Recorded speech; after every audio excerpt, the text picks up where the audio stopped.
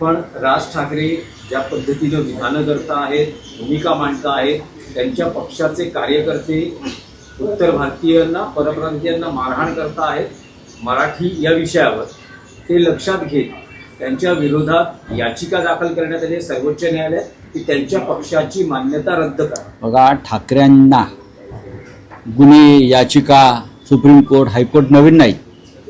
मग माननीय बाळासाहेब ठाकरे असतील, माननीय उद्धव ठाकरे असतील का माननीय राज ठाकरे असतील, या याचिका कशा करतायत? तर महाराष्ट्राच्या हिताची, मराठी भाषेच्या स्वाभिमानाची भूमिका मांडल्याबद्दल या याचिका आहे.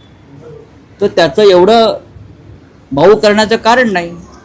शिवसेना प्रमुख म्हणायचे नेहमी, अशा प्रकारचे खटले, याचिका हे आमचे मेडल्स आहेत बरं का, ही पदकं आहेत. ही पदकं आमच्याकडे असायलाच पाहिजेत महाराष्ट्रातल्या स्वाभिमानी नेत्यांकडे.